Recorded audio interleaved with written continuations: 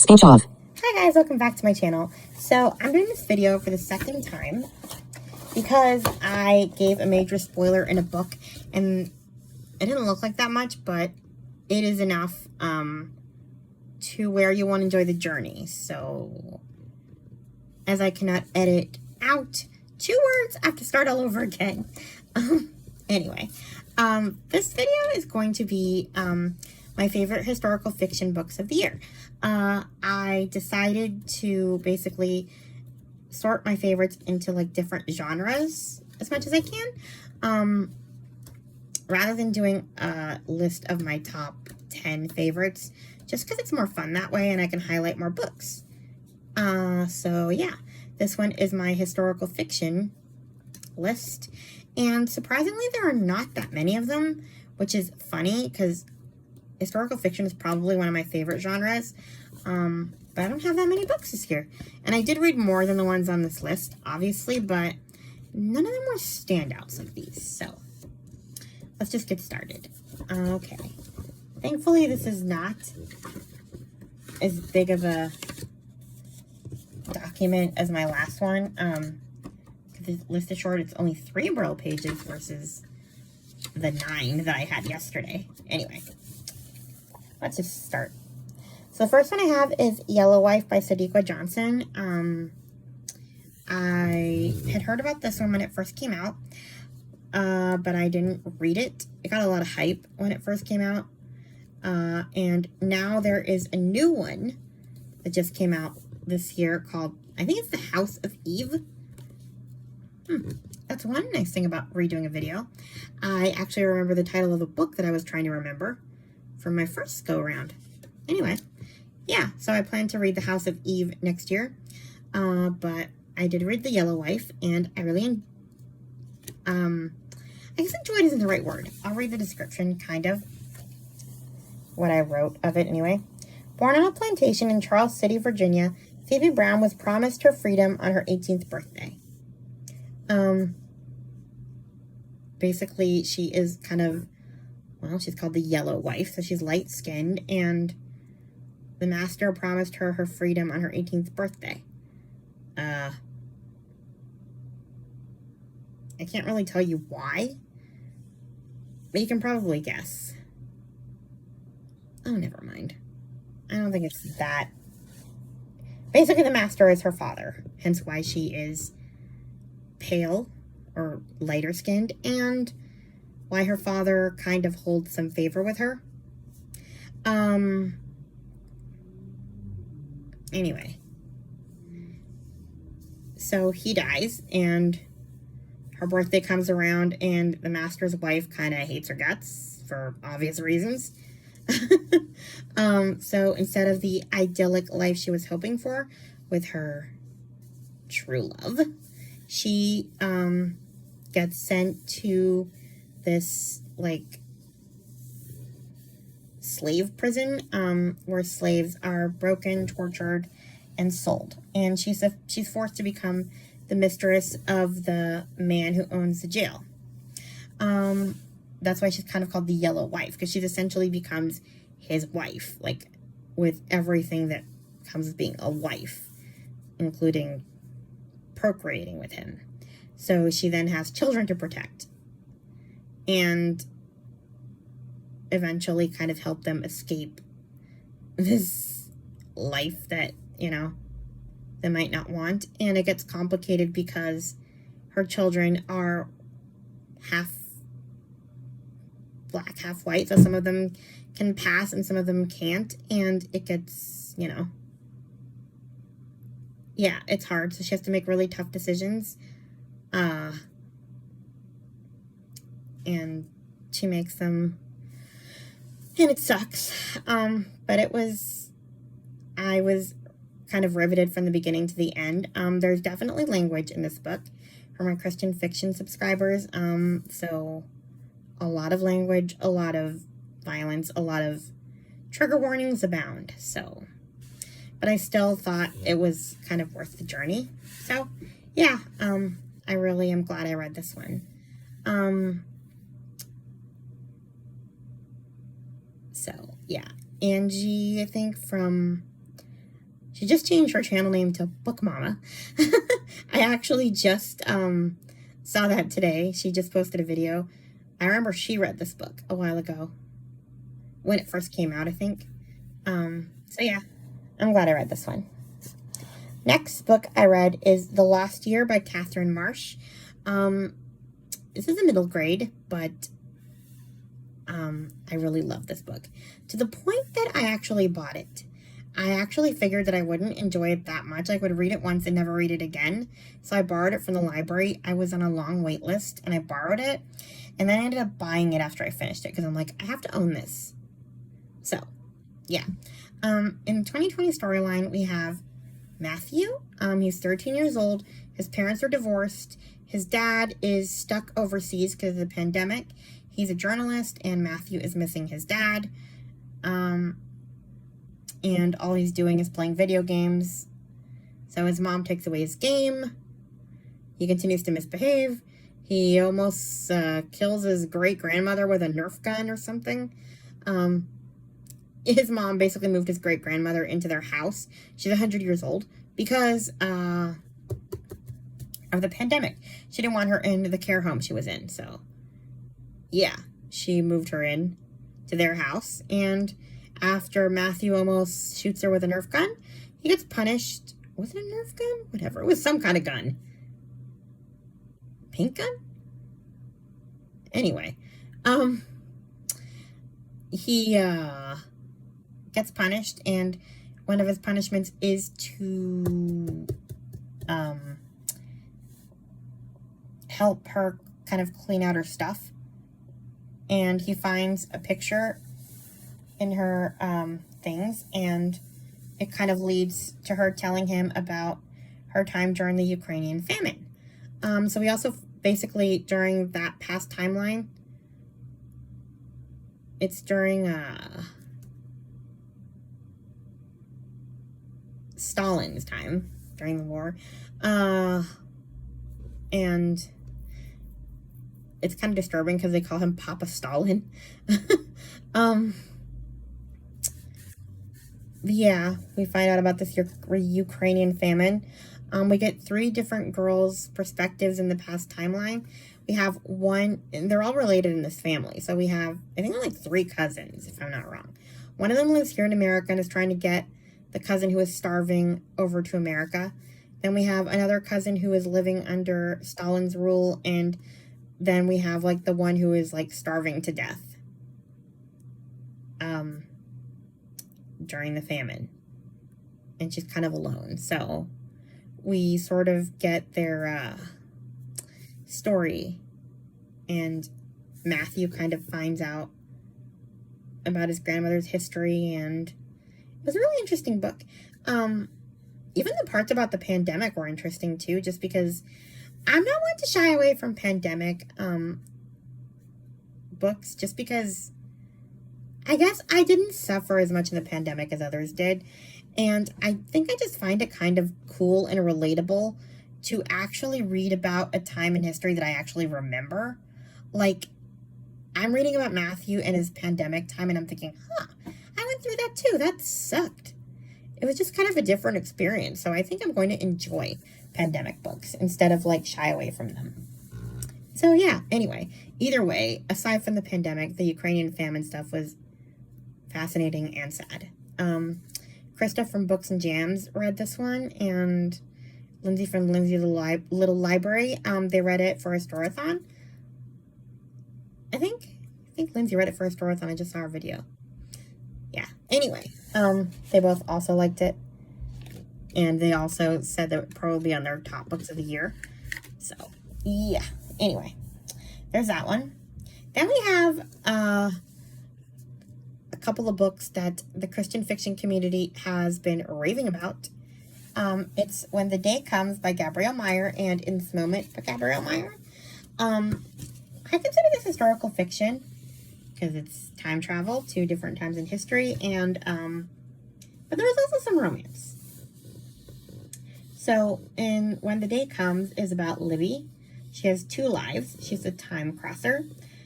She goes to sleep, wakes up in one life, goes to sleep, wakes up in another life. So 1774 life, She lives in Colonial Williamsburg, and she's a printer, and she supports the Patriot cause, and she has a boy, like a love interest.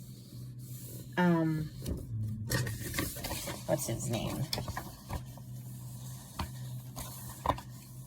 Henry is her love interest. And she also lives with her mother and sisters, and she has a really good life. On the other hand, her 1914 life sucks. Gilded Age, New York. She is interested in the women's suffrage movement, but her rich parents aren't really for that, especially her mother. Her mother is terrible in this, so when she turns 21, she basically gets to decide what life she wants to live. And kind of seems obvious she'd pick 1774. Until something happens that forces her to maybe have to make a different choice. I won't say what it is, but yeah, I was very upset when it happened, and yet it resolved itself so nicely that I was amazed by the end. I actually think that these two books, like, could be enjoyed by a secular audience. There are some Christian aspects in this book, but, like, it is not heavy-handed. This is not Karen Kingsbury, I promise. You are not hearing scripture every other, it is, I mean, like I said, you do get some God references, but, like, they are totally worth the journey, even if you're a full-blown atheist, in my personal opinion. I mean, Amanda from Book Lover Amanda and Katie from Paperbacks and Ponytails both raved about these books repeatedly. They're on every book list they rave about. And I, along with them, am waiting very excitedly for the third one. In This Moment is a little bit more romance heavy. So I actually prefer When the Day Comes. In This Moment, you're practically picking, I mean, she has Libby's daughter. She has 3 timelines. And you're practically picking which man she's going to stay with in these timelines, because there's a man in each one. So I found that a little annoying, but the history kind of made it worth it, because it was so fascinating, the different time periods. So it was totally worth it. But yeah, I love that one a lot. And I'm glad where she picked to go, because you know me, my romance not loving black heart doesn't like certain men, and I definitely have my opinions on Libby's daughter's men. 2 out of 3 sucked, and I'm glad she picked the 3rd. So yeah, very happy. But yeah, I love these books a lot, so I think everybody should read them. Secular reader, Christian fiction reader, all the readers. Speaking of which, I need a new time travel story because I do. I read all the Outlander books, and I'm going to wait another 5 years for the next one.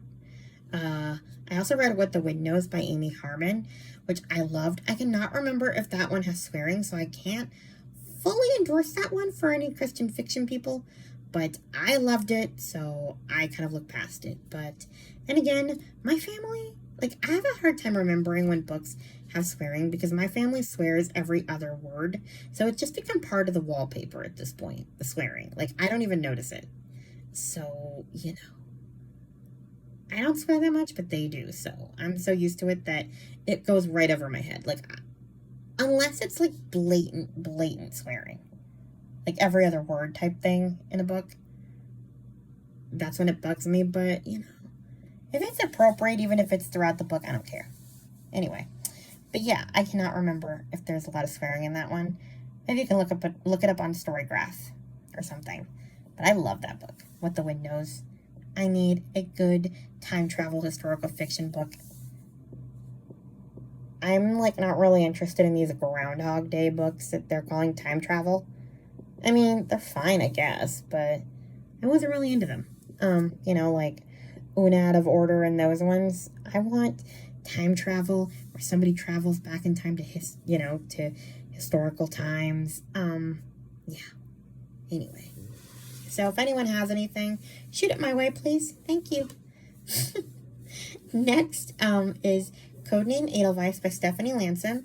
I heard about this one through Lou from Christian Faith and Fiction. And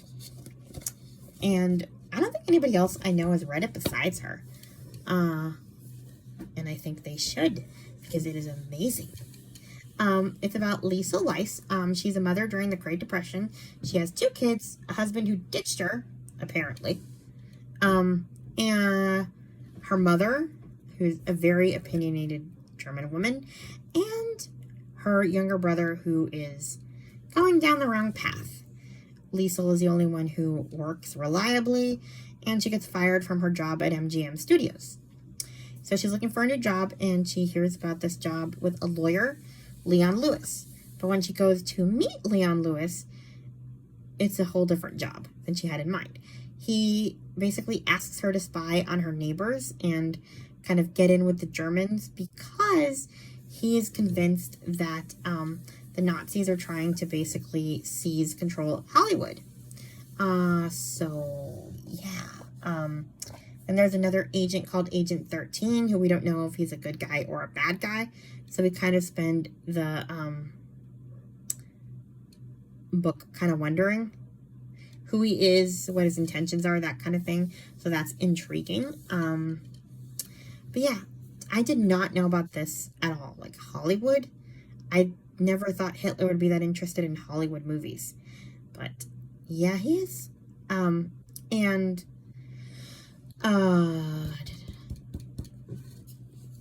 yeah, it was a really interesting read, especially because it was like before the war actually started. So I never really read a book about Nazis that was like pre-war, like, before we had any idea what he was going to do.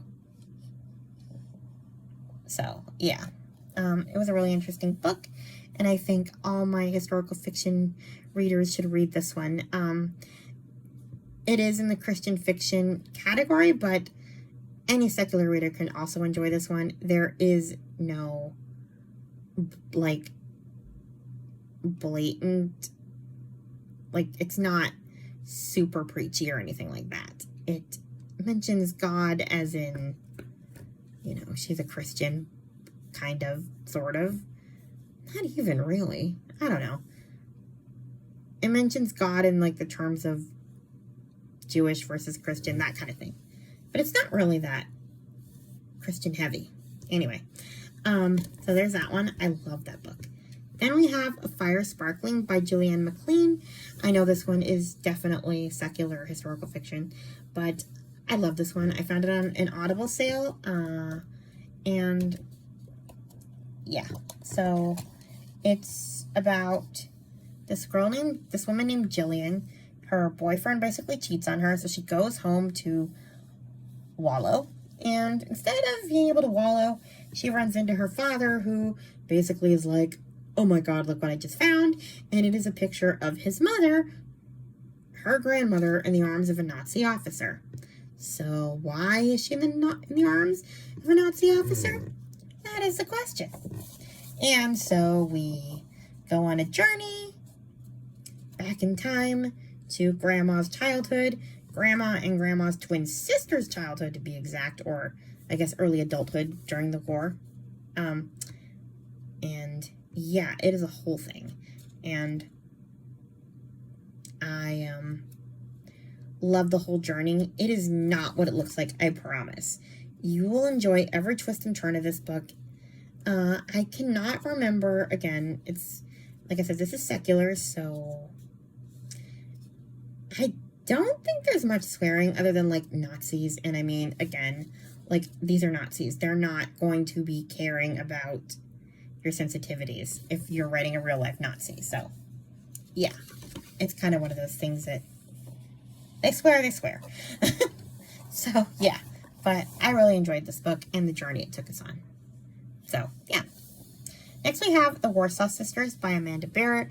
I heard about this one through Well, first from Lou from Christian Faith and Fiction, and then Katie from Paperbacks and Ponytails also reviewed it, which I was excited about. She reviewed it, and then I read it. It's kind of the Nightingale adjacent, because it's about two sisters, Antonina and Helena. And Antonina is the older one, I think, and Helena is the younger one. She's kind of more dependent on Antonina. At the beginning of the story, they're sending their father off to defend Poland at the beginning of the war. He goes off to war, and yeah, they're kind of left on their own, and they go on to very different paths of resistance.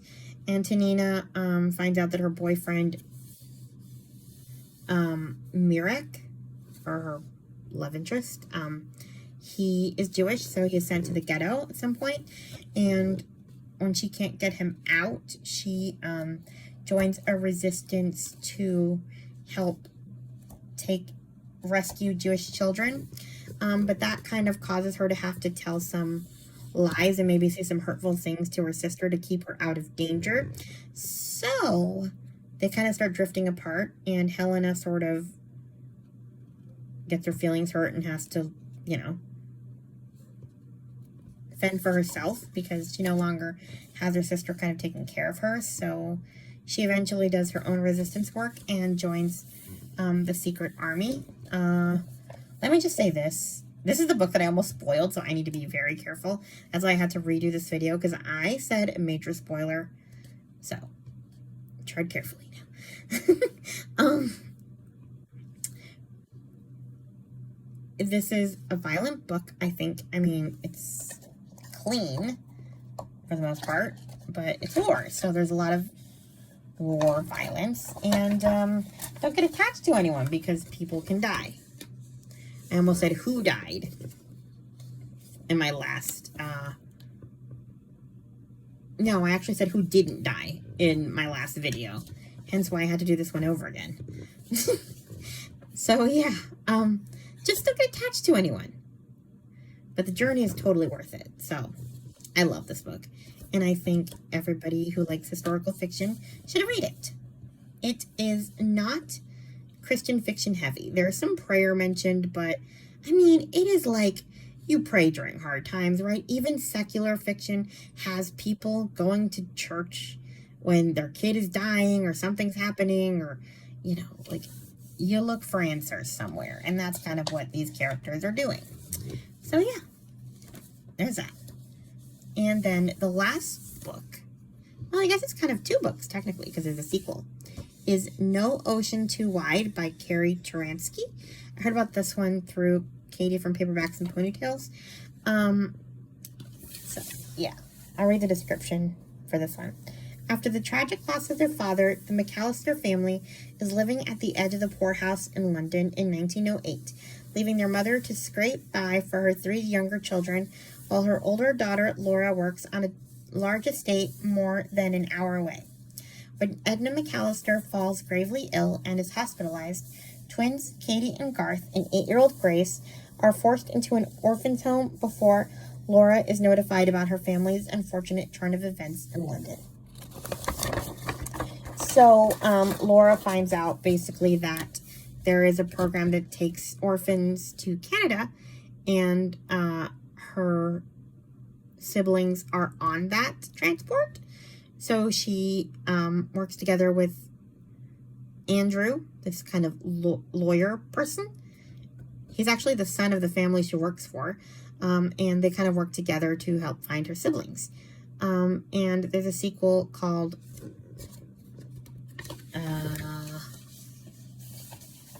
what's it called?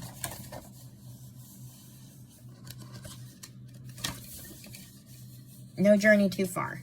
Because, yeah, this one's No Ocean Too Wide. So, yeah, there's two books in this little series. And I enjoyed both of them. But these two books are heavy Christian fiction. This is Karen Kingsbury level of Christian fiction. I don't mind, but if you have an issue with Christian fiction, these are not for you.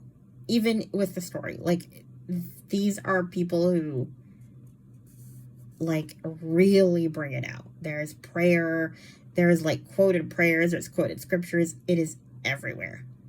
And again, I don't mind, but yeah, for a secular reader who wants nothing to do with too much God stuff, these are not the books for you.